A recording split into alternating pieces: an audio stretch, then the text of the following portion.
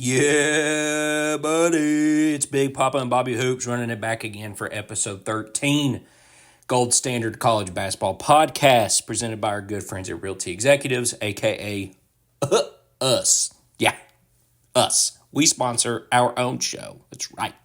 Hey, on today's episode, we talk about the Vols just handed to Tennessee Tech. The Cats scratching all over New Mexico State. Couple upsets in the first 48 hours of college basketball. God, we are so back. It's not even funny, dude. It's not even funny. And not only do we talk about the games, what are we excited for, looking into the rest of the season, maybe a little bit nervous, but guys, we got to talk about Missouri. Okay. They just can't get out of their own way, dude. You can't make this stuff up.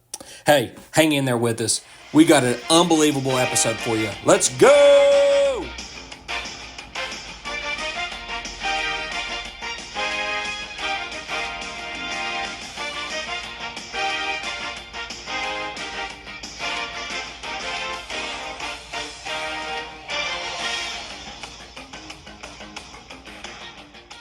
Welcome in, everyone, to another episode of the Gold Standard College Basketball Podcast. We are your hosts, Big Papa. That's Bobby Hoops. The standard is the standard. The standard is the standard, as they say. Hey, want to remind you, our good friends at Realty Executives are the corporate sponsors of our show, aka us. Just want you to know, just because the market might feel a little goofy right now, interest rate stuff feels like a little bit of a roller coaster. Look, call one of us. We'll get you to the finish line. We make it safe from start to finish. We make it clear from start to finish. We're not here to muddy it up. You already feel that way. So, buying or selling? Goofy market, you need a couple goofy guys. Yep. If you want goofy guys in a goofy market, that's a match made in heaven. That's professional goofs. We're professional. Yeah, like, this is what we do for a living. This isn't like we're not joking, but kind of. Okay. So, hey, actually, I didn't tell you this before. This is off the cusp. Do you want to apologize for kind of leaving me hanging to dry when you got to co-host another show? I did. I mean, the nature of that podcast, ancient and new, for those that don't know.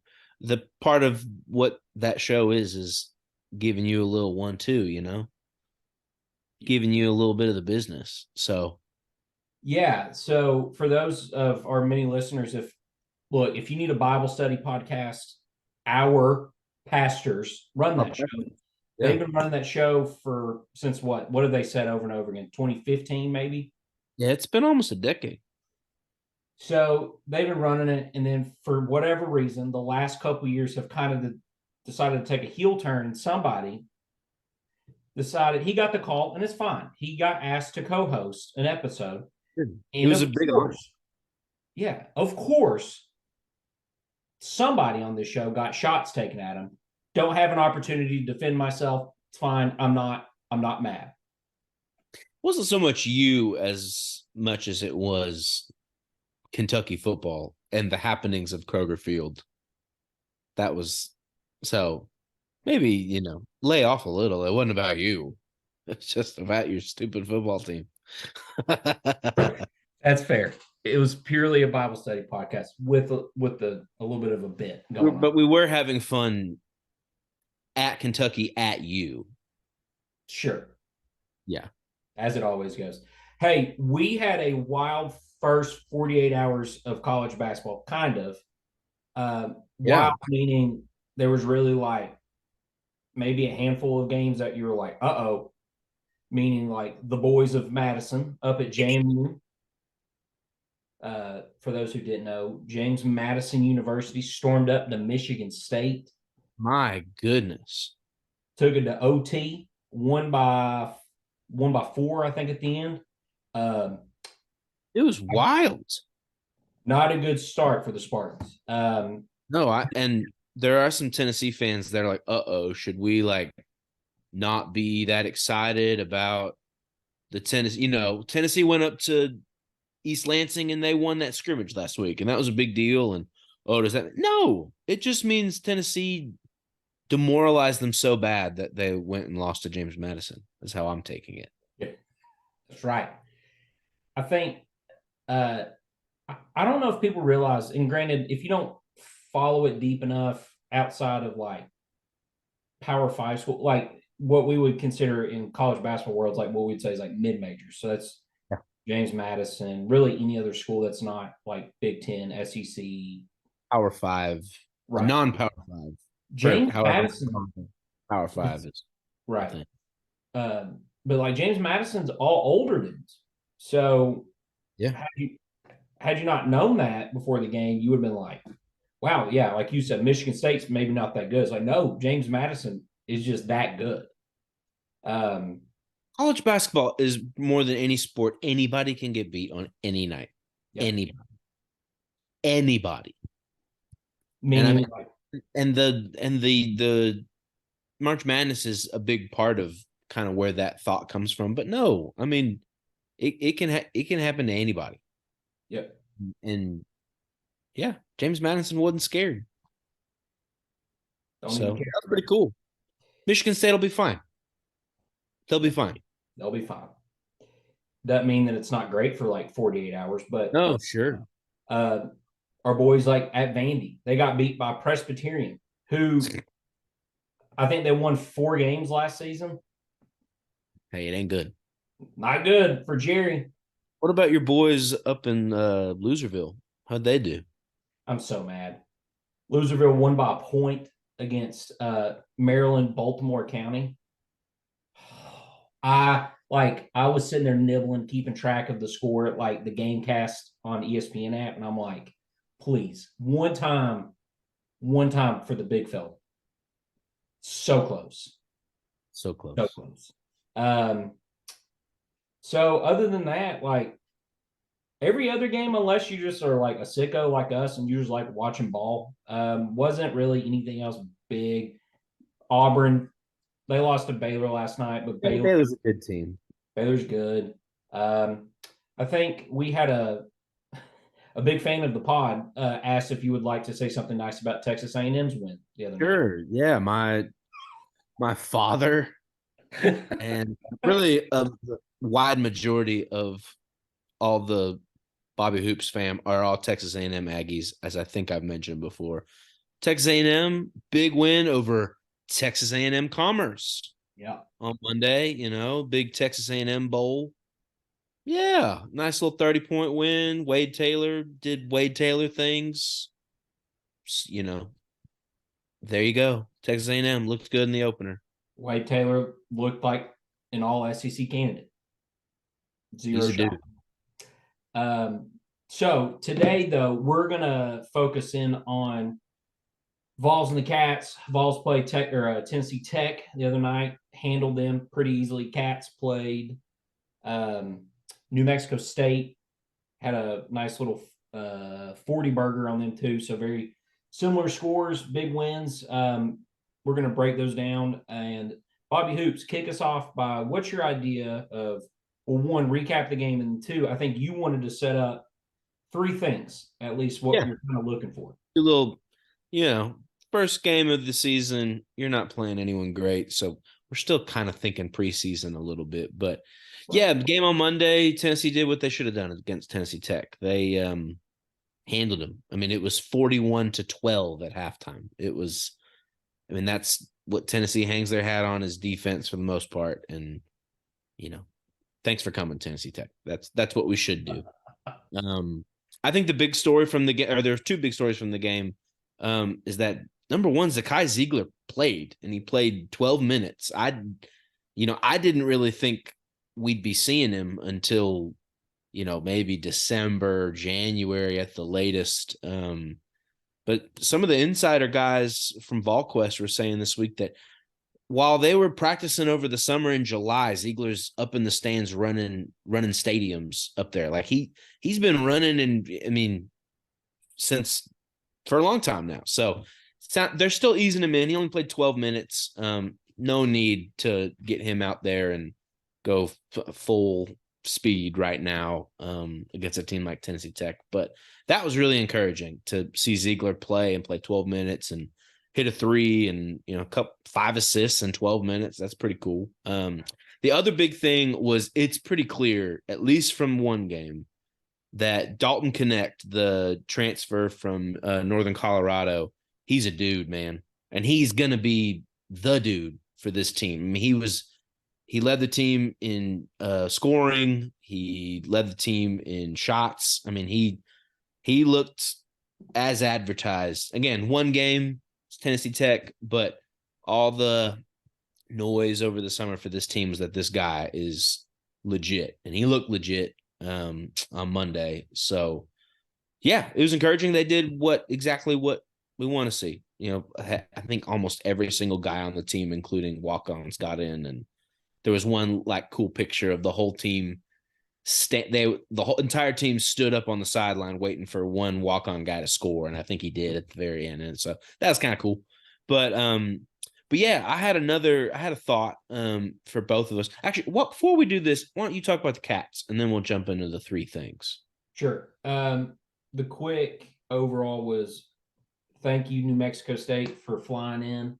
Hope that check feels good when you cash it because, buddy, that second half, I mean, I was shirtless on the couch hooting and hollering.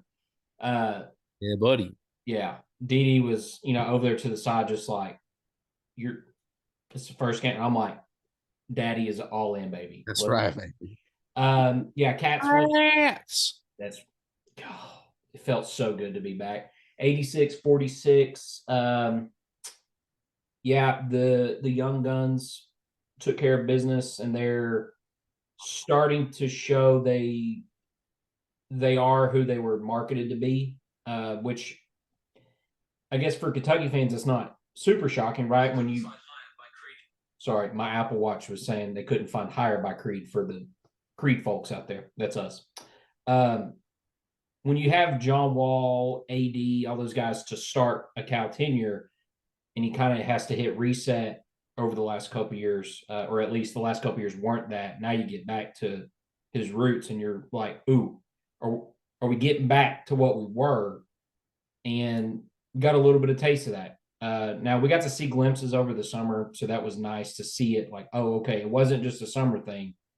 You're really picking up. I mean, that means like DJ Wagner had 13 points, 4 assists. Dillingham comes off the bench, 17 points, 5 rebounds, 3 assists.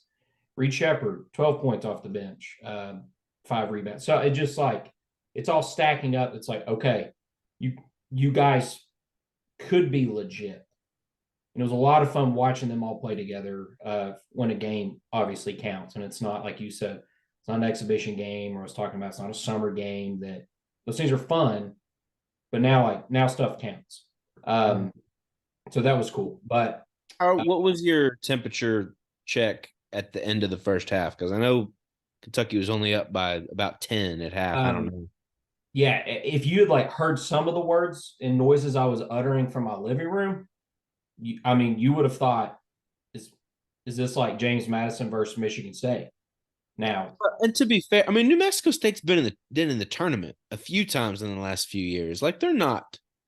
Yeah, it was weird. If anybody doesn't know, Tennessee Tech. Sorry for the Tennessee Tech folks out there. New Mexico State had some like terrible off the season stuff happen. They essentially they canceled the season, cleaned house. So have an entire new coaching staff. Every player is new to the team, meaning like it's all transfers. Oh, so I think I missed that. Yeah, so it was a little funky to be like, oh, or to notice names pop on the screen. It's like transfer from, like in the transfer portal era now, it's not super shocking, but we were like, oh, this is everybody on New Mexico State's team transferred in from some other school. Yeah. So, yeah, in that first half, you kind of saw a little bit of fight from them because it's just older guys that are they just know how to play ball for the most part. So, yeah, the first half, I may or may not like sipped on some brown water to like let's rein it back in a little bit. We're okay. It's the first half. Then the second half took off and all was okay. You made a second half adjustment and team blew them out. As all professionals do. You make an adjustment, we're good, we move forward. Your version of a hot dog at the turn. Exactly. That's Brown exactly water at the turn.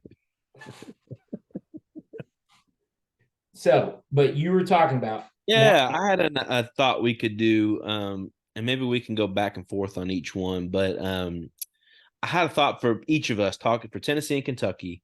Number one, a thing you're excited about this season. Number two, a thing you're looking for that you like want to see, like kind of a prove it to me type thing. And then number three, something you're worried about or concerned about. And I'll kick us off with something that I'm excited about. Is I mean, really, I kind of talked about them a bit already, but the transfers that we've got in, and then especially this Freddie DeLone guy who's he was a redshirt freshman, so this is the first year we're seeing him. But so far, between Connect, DeLone, and then Jordan Gainey, who he transferred in from like South Carolina upstate, something like that. So far, all three of them have been just lighting it up and just been real excited. I mean, Gainey had a huge night in that scrimmage against Michigan State last week. I think he led us in scoring. You know, he has a real nice shot. He had 14 off the bench on Monday against Tennessee Tech. And I was already talking about Connect and how he already is looking like, you know, the go-to guy, which is, I think, very impressive on a team that already has Josiah Jordan-James, Vescovy, who, I mean, this is their fifth year here. Ziegler will, you know, he'll get worked in more, but to me, it's impressive, and I'm excited for what this Connect guy and Gainey and DeLone have to offer a team that already has a lot of veteran talent who have won a lot of ball games together, have, you know, made a Sweet 16 run last year. It feels like the more or less the same, like, defensively strong team with this injection of offense from the transfer portal, which is all we've wanted from Barnes is the defense is always there. Let's give the offense a boost of some sort. So excited about these new guys on the team. What about you? What are you excited for? Yeah, I've kind of touched on it a little bit too. I think I'm really excited about the following group of guys that happen to be all freshmen. So Justin Edwards, DJ Wagner, Rob Dillingham, Reed Shepard. I don't think I'm missing anybody, but at least of those four,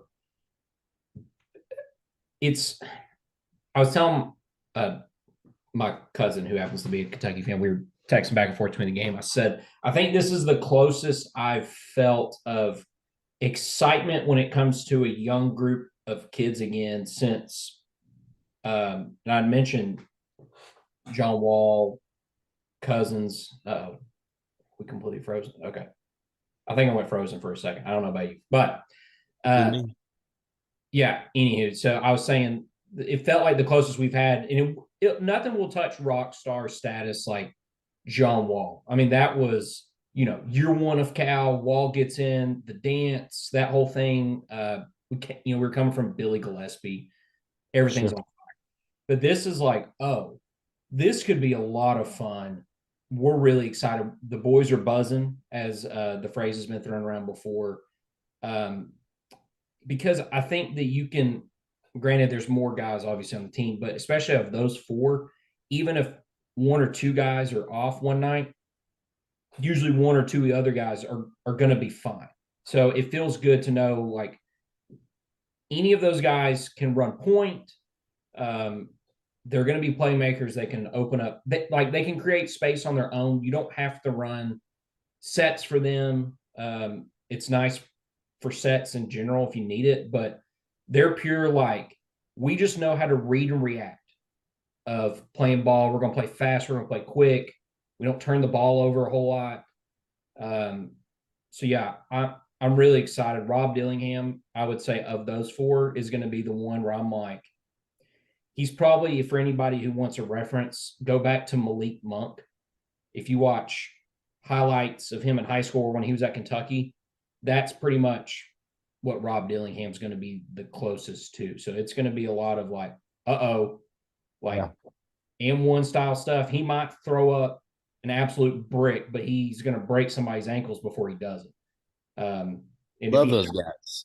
if he happens to make it, the meter is we're off scale, baby. Like, let's go. So that was a big rant, but I would say that's what I'm excited about. I guess going to the second one, what are you looking for? Yeah, something you're looking for. I think a thing that was so frustrating for Tennessee to watch them, especially down the stretch last year. Some of this can be excused a bit with losing Ziegler, but when Tennessee's offense is working the way Barnes designed it to, obviously it's awesome, and we, get a lot of open shots, and when we're hitting, it's great. But the problem has been, and kind of the story on Barnes offensively, at least through his tenure at Tennessee, is when the offense is not working as designed and the shots aren't falling as guys get open, which usually they do get open from the design sets and things like that. It's what happens now. How do we, okay, it's not going the way we designed it. Somebody's got to just take over and make something happen. And I think that was the thing.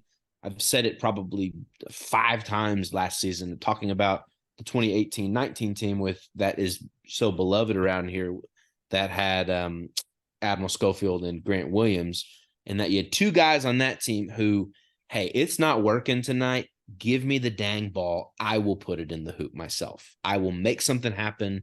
I will get to the hoop, go to the free throw line. The offense isn't working. Who is going to be the guy to say, give me the ball? Because Ziegler can do that, and he has that mentality, but he's just limited physically. He's 5'9", so there's only so much he can do there. So what I'm looking for is I want to see that from one of these new guys that I mentioned that I'm so excited about. And it seems like from the jump that Connect can be that guy. He has the ability to put the ball on the court, to dribble. He's got a nice handle. He can get to the rack. He's a good free throw shooter. He can step out and shoot threes. He's got size so he can post up. Like, that's a guy where, hey, he can be our go-to scorer when push comes to shove and you need a bucket. That's what I want to see, is what is the offense, or who are the guys who can just, okay, it's pickup basketball now. Someone put it in the hoop. That's what I'm looking for, is who's that for us this year, because we haven't had it a lot in the last few years. That makes sense. I like that. I think mine is maybe even a little bit similar to that. I would say of the team, my favorite player, at least I'm pulling for this year, is Antonio Reeves, who I affectionately refer to as Big Tone. Big Tone. If y'all are like, who's that guy? He transferred in from Illinois State, kind of had a rocky start to the season. Was more of a 6th man, comes off the bench. You want to light a fire in the team real quick. Maybe we're down. We need a spark. Put him in. Big 3-point guy, but has developed into he can take you off the dribble, cross up 1-2, boom, maybe 15-footer. He can drive it if he needs to and throw a little floater up. So I think he's really stepped up his game and adding levels to it, instead of purely just being the, hey, I'm gonna go stand in the corner and if I'll be here if you need me. So watching him go to Arkansas, put up 37 on the road, and you're like, holy crap, is this guy gonna, like, is he gonna leave for the draft after that night? Is how I felt. He's also had nights where he's went total clunker. I mean, I think Kansas State, when they got bounced in the second round, he went 2 for 16. And I think what I'm looking for now is I hope, and maybe it's just a dream because of the guys on the team, a part of me thinks he needs to be the leading scorer, average per night. He's going to start. Like, he's got the experience, not just collegiately, but he's already been on the team. He's been under Cal's regime. So he knows what's expected. He knows what he needs to do to help the team best. I think he's got the pieces around him in order to like help him rather than feeling like last year where, if Oscar, which granted Oscar never really had like a bad game, he was kind of the straw that stirs the drink per se. Um, but if Oscar say was in foul trouble, everybody's kind of looking around like who's the next guy, and it was like it's Antonio. And if he's not playing good, then like the whole system crashes, nothing's working. We're playing stall ball. So I'm looking for him to hopefully be steady Eddie. Best case, lead the team per night in points, but he may not. I just think for him, it's like, hey, we need you to be like, yes, the older dude who is consistently there every night, whether that means like you have 2 to 3 threes a game, and you don't go for 37, but instead maybe you go for 12 or 14, and you're like, at least we know he's going to produce. We're not worried about that. And if he happens to go nuclear one night, even better. Like nobody's mad. So that's what I'm looking for. If that makes any sense. Here, let's get the things we're nervous about. What are you? Yeah, what are you nervous about this season? I think part of my answer doesn't even have to do so much with the actual basketball team. It's our fan base that makes me nervous. Uh-oh. Just because I feel like this season I am trying to look at Tennessee basketball in terms of there's 2 seasons. There's the regular season and then postseason, SEC tournament, March Madness, all that. Because I feel like there's a sizable portion of Tennessee basketball fans who, for right or wrong, Rick Barnes has a reputation in March Madness that's not great. And part of that is just his record. It's not it's about like a 500 record, I think, in the tournament. And, at least his time at Tennessee, most of the time, maybe we win a game or two, but we've never made a deep run with Rick Barnes. And almost always every time we've lost, we've been the higher seed in that game. And it's just a common theme of falling flat. And I think that kind of year after year March Madness disappointments has started to take like interest away from the team or like, well, we can't get excited about this team because we're going to lose in the second round of the Sweet 16 anyway. So like, what's the point? I hate that because I think this program was in the tank before Rick Barnes got here, and we are a perennial, at least top 20 basketball team.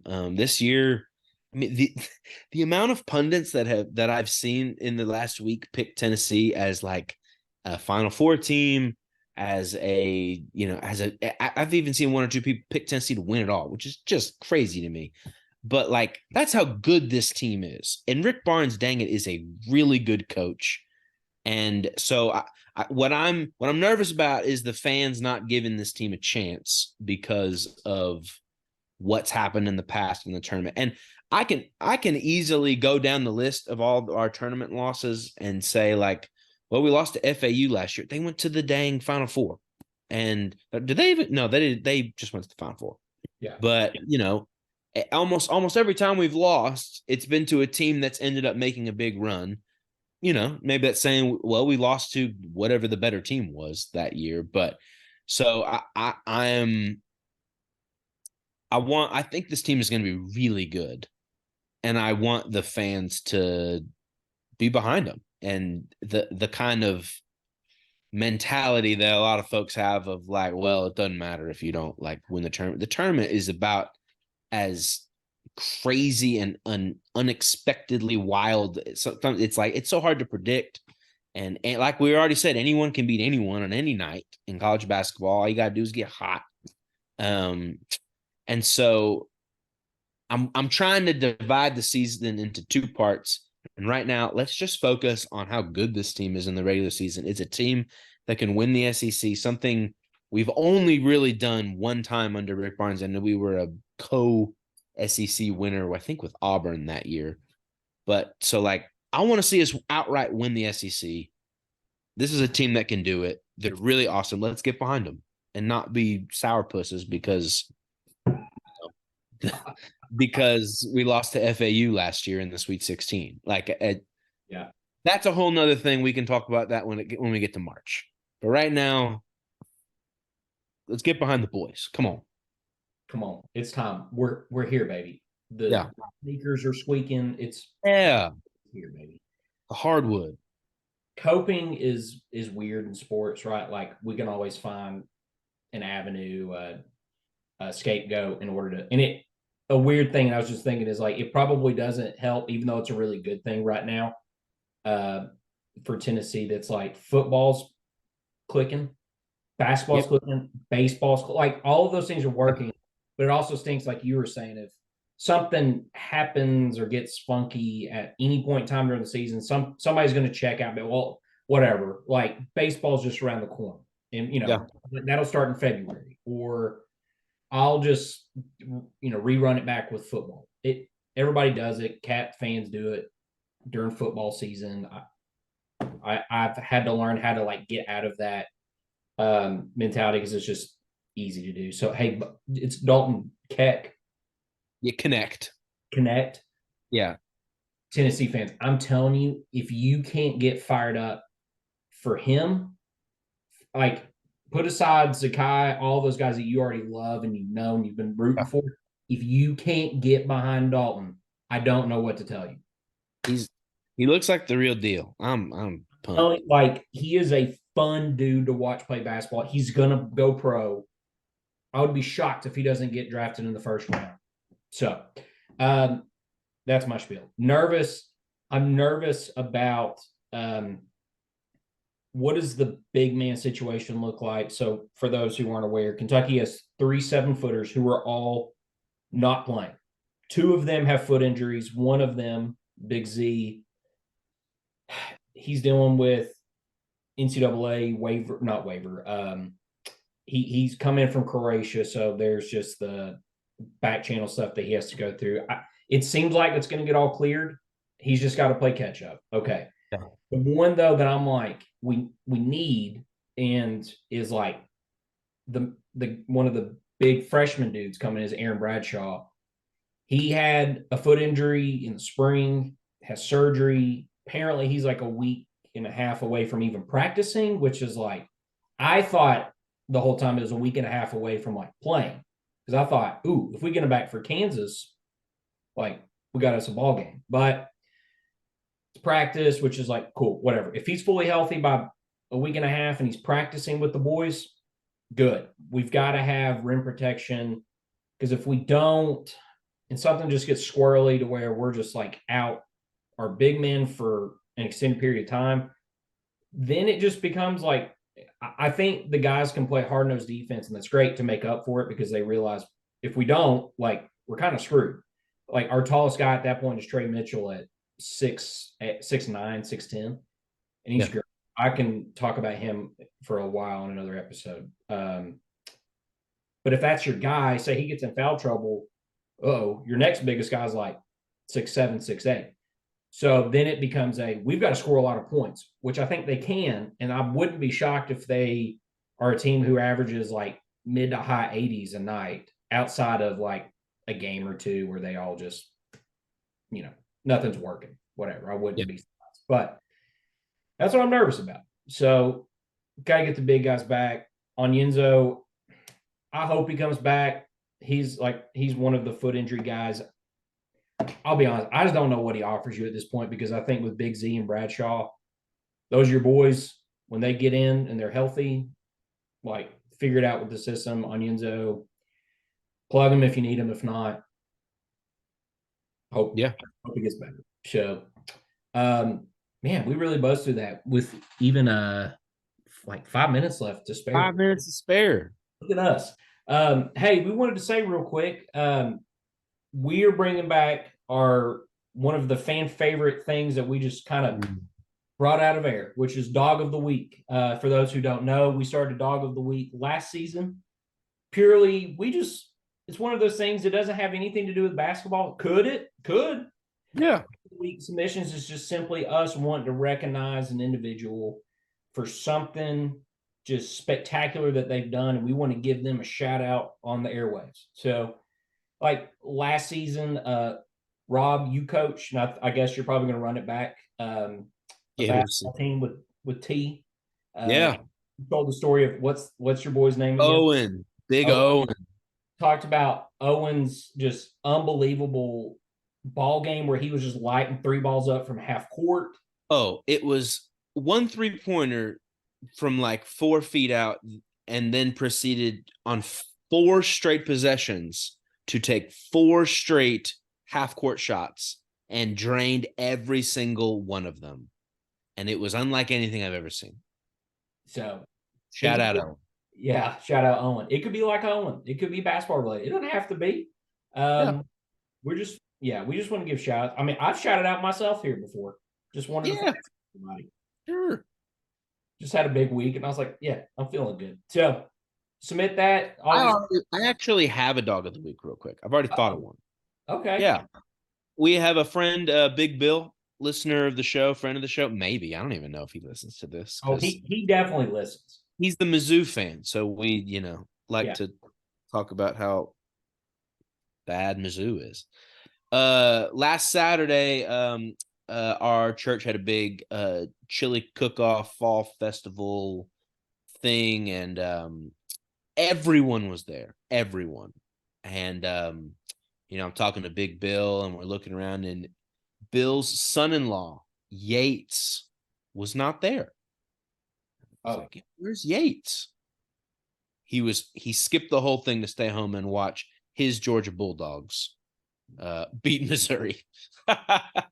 Yikes. Not a good look. The dog, my Dog of the Week is a literal dog, Yates Pruden, for saying church thing everyone else is at. Nah. Nope. I'm watching my dogs. I'm barking, baby. I'm staying home. My father-in-law's team. So yeah, Dog of the Week goes to Yates. Let's just keep it there. I don't even have one. I just wanted to prop up our thing, but Yates. Shout out to you, big fella. Shout out to Yates. No, actually, maybe I do have one. Oh, okay. I want to give a shout out.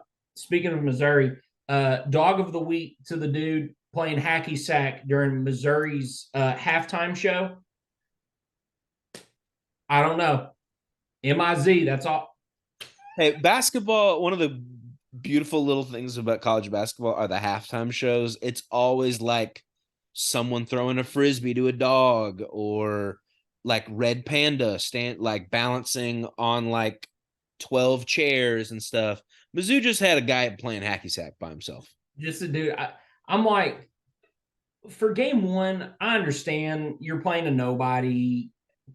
I part of me just wondered, like, what was that process like? Was this dude just in the stands? Maybe he's out in the terminal. Like, he's just playing hacky sack because Mizzou's kicking tush, and they're like, hey, we got Tim. Come here. Do you want to be a halftime thing? And the guy's probably like, okay.